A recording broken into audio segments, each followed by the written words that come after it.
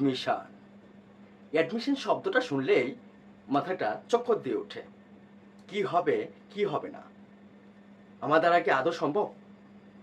আমাদের সমাজটা এমন হয়ে গেছে, তুমি যদি সফল হও তবেই তুমি পড়েছ, অর্থাৎ পরিশ্রম করেছ। আর যদি ব্যর্থ হও তখন তোমাকে কেউ পাত্তাই দিবে না। এটাই রিয়েলিটি। তো সেই ক্ষেত্রে সবাই অ্যাডমিশনের সময় এইচএসসি পরীক্ষা দেওয়ার পর একটা স্টুডেন্ট অ্যাডমিশনে যায়। কেন যায়? তার লক্ষ্য পূরণ করার জন্য।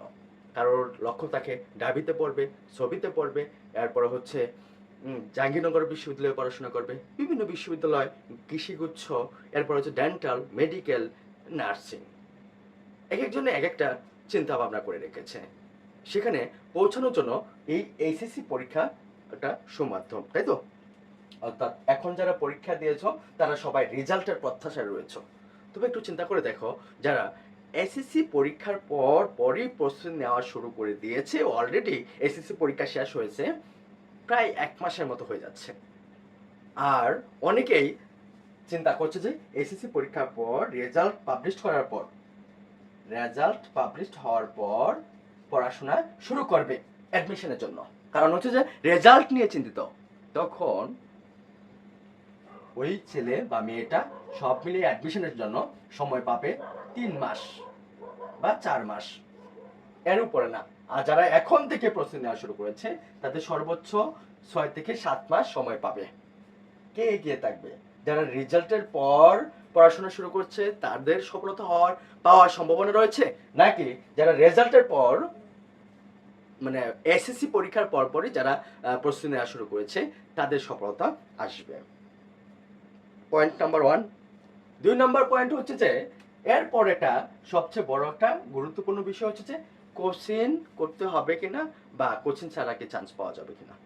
এখন বাংলাদেশের প্রেক্ষাপটে দেখা যাচ্ছে যে মানুষ সব সময় কিছু না কিছুর উপর নির্ভরশীল হয়, একা একা পারে না। এখন এক্সট্রা অর্ডিনারি কিছু স্টুডেন্ট থাকে তারা একা একাই সব কিছু করতে পারে। তো সেক্ষেত্রে আমি প্রথমেই বলবো যে একটা গাইডলাইনের কিন্তু প্রয়োজন রয়েছে। এটা যে কোনো হতে পারে, এটা অনলাইন হতে পারে বা অফলাইন হতে পারে, যে কোনো কিছু হতে পারে।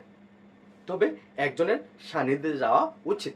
কারণ হচ্ছে যে অ্যাডমিশনের সময় তুমি কি করবা, কি পড়বা, কি পড়বা না, কি বাদ দিবা, কি ধরনের সিদ্ধান্ত নেওয়া উচিত, সকল বিষয়ে একটা হিউজ টাইম চলে যায় চিন্তা করতে করতে।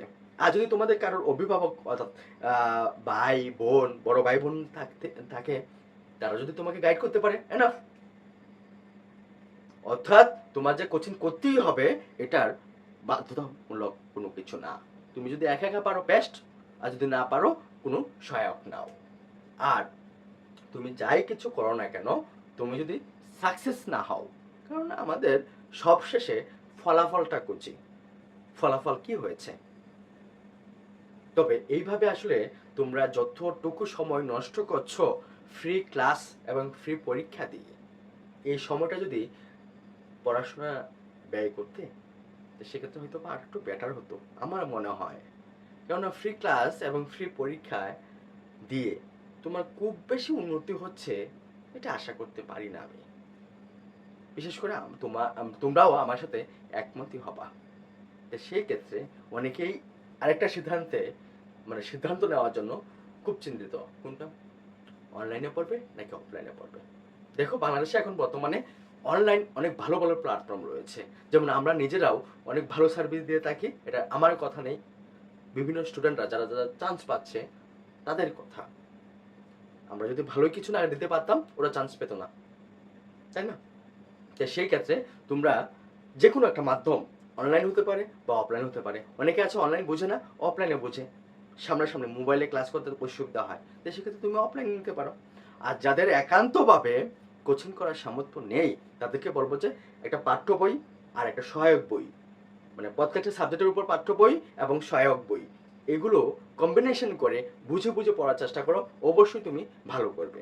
ধন্যবাদ।